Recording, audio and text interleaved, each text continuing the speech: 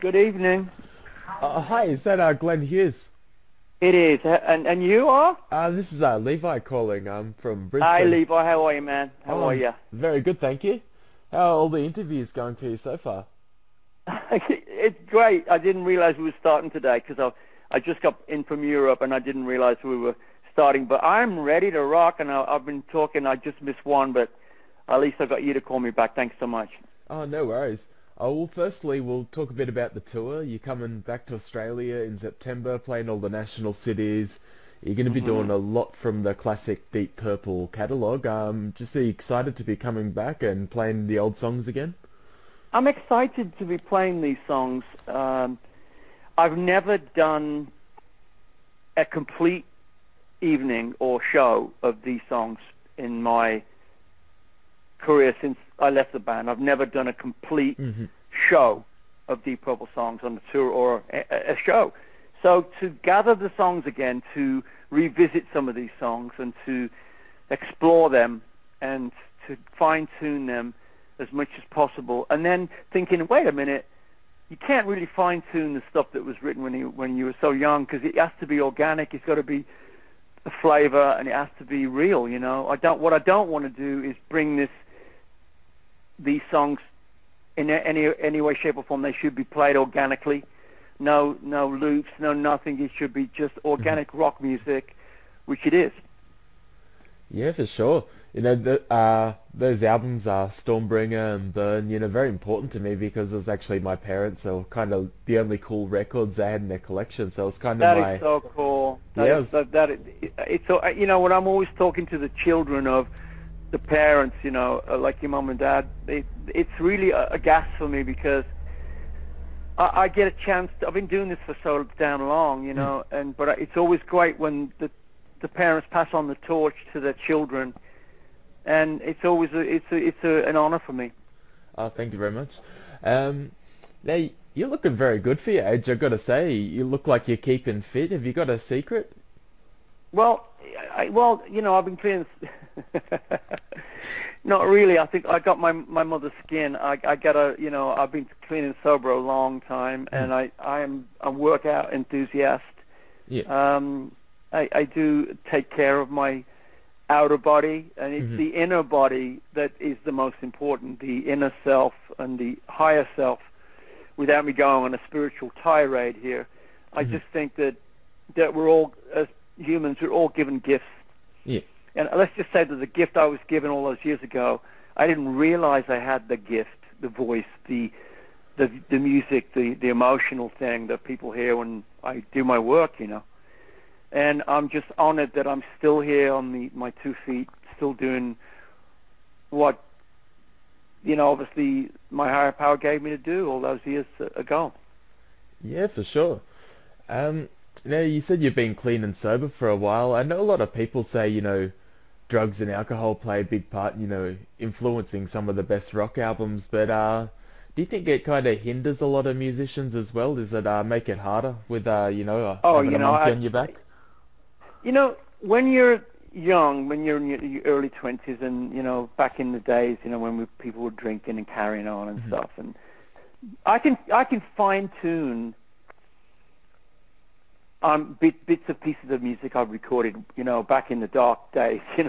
I Hmm. can fine tune. I'm going, I can hear that maybe that there's something was going on that day, or there's some sensitivity on this song, or there may have been something going on that track, or I don't go out of my way to listen for those moments, but I can also hear the sobriety, if you will, and the organicness of my work.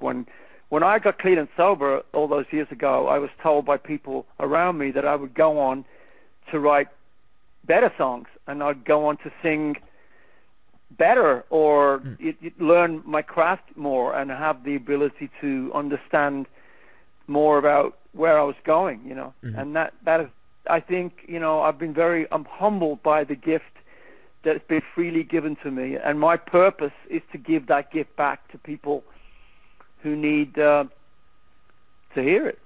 Yeah. And talking It's my again, pleasure. You won't be talking to a more grateful man than me this year, I promise you that.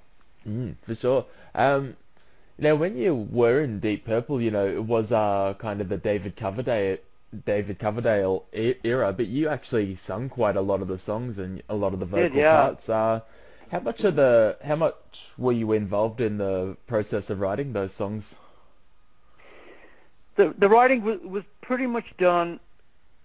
We group wrote most of it, but some of it was written. Byrne was pretty much a band effort. Hmm. And Stormbringer, Richie didn't write so much. I think that's when he was halfway through the album. I think that's when he started to think about Rainbow. Yeah. And of course, when Come Taste the Band came out with Tommy, it was stuff written by me and him, or him and David, and so it was. All three albums are completely different in genres of what rock music was for Deep Purple. Byrne was more of a classic rock album. Stormbringer was a classic rock album with a lot of groove and soul, and Come Taste the Band was across the board, pretty much everywhere.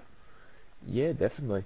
I also hear you've got a new Black Country Communion album coming out later this year. It's titled BCC4. Can you tell us a little about Yeah, about that one? It's coming September 22nd. Recorded earlier this year. Joe and I wrote the album in my home last October, just the two of us. It's the first time we've ever written completely alone, and it's been a really great experience to do album number 4 with Kevin Shirley and with Jason Bonham and Derek Sheeraney and Joe Bonamassa, my brothers, and we are a family, and I'm really excited for people to hear. The album will be coming out the week that I start my tour in Australia. Yeah, I know you guys kind of broke up for a year or two. How did you end up reconnecting with Joe Bonamassa?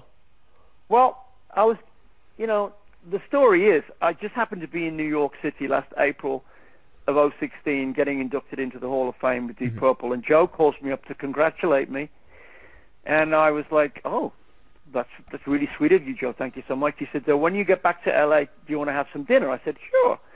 So we have dinner in Santa Monica, and we start talking about stuff, and he said to me, how would you feel about doing another album with the band? I said, well, I think that'd be great. I said, I've got one burning desire, and that burning desire is if we're going to make a record, we have to make it an epic piece of work. So Joe and I went about writing these songs. Joe came to my home on the first 3 albums. He came to my home like 6 times for the whole first 3 albums. When he came to do number 4 with me, he stayed at my home for 11 days and nights, and until we got it all. I'd never seen him so excited about recording an album with BCC before. So I knew Joe and I took it upon ourselves to go deep and make sure this album was a special record. Yeah, for sure. I was just having a look through your entire discography on Wikipedia, and there's just too many albums to name. Like, there's got to be at least over 30 albums you've been involved with, even more. And they're all great albums as well. All the stuff I've heard. How do you keep, being this inspired after, decades of being in the music industry? I really think that, I've been given a gift. A lot of people don't really know they've got gifts. I guess people go through lives and they, I think that it's very clear to me. I've been sober a long time, clean and sober. I think that, having the knowledge that I got something that I know I love to do. I'm in love with making music. It is the center of who I am, and to carry a message, and that message has always been about love and about. I don't write songs about fiction. I write about the human condition, about life, death, 7 deadly sins, and fear, no fear, faith, no faith, and everything that's real. Everything that is no fantasy in my work. So it's this album BCC4 is a very realistic record for me. So it's every topic and every track on this album is something I have to say that hopefully people will understand, and they've been through it or going through it or will go through it. And I'm glad to be the messenger. I can't wait to hear the album. I think it's going to be great. I know you got so many projects coming up, but I know Tony Iommi mentioned he's keen to do some more music after the Black Sabbath reunion. Yeah, Do you think you'll work together again? you know, I see Tony every couple of years, and we have dinner with our wives, and we always have a little chuckle together. You know, we have to do another album together, and you know, Tony's one of my closest friends, and all I care about right now is Tony having some downtime. He's gone through the cancer thing, and he's doing great, and you know, he's got a lovely wife and family, and as all the guys in Sabbath are really good friends of mine. Those guys need to take a minute. I think Ozzy's out there again doing what he does. If Tony and I get together again, it'll be through fate and karma. If it happens, it happens, and you never know. We'll have to wait and see. Awesome stuff. Now, with the classic set you've got coming up with the Deep Purple songs, will you be doing a couple of solo songs as well in the set? You know, you put out Resonate not long ago. What I want to do, brother, I want to concentrate on the heritage of Deep Purple and the songs I was involved in, and you know, it's important for me to get in character for this, because I have never done a show quite like it. Yes, I've played Deep Purple songs in my show, of course I have, but I've never done an entire tour or show like this, so it's very important to me. So I'm coming, and all guns will be blazing. Sounds great. Well, I'll definitely be at the show. I'll be doing photos, so I can't wait. It's going to be awesome to see you live. I haven't seen one of your live shows before, so it's going to be a first for me, so I really can't wait. Oh, cool. That's cool. Yeah, awesome. Well, thanks very much, Glenn, for taking your time out to talk to me. You're welcome. Give my best to your mum and dad, would you? Oh, I definitely will. They're going to be pretty excited that I met you today. That's cool. Which city will we be coming to? I'll be at the Brisbane show. Cool. Look forward to seeing you. All right. Thank you very much. Enjoy your day. Thanks, same to you, brother. Have a good day. Bye. Thanks. Bye.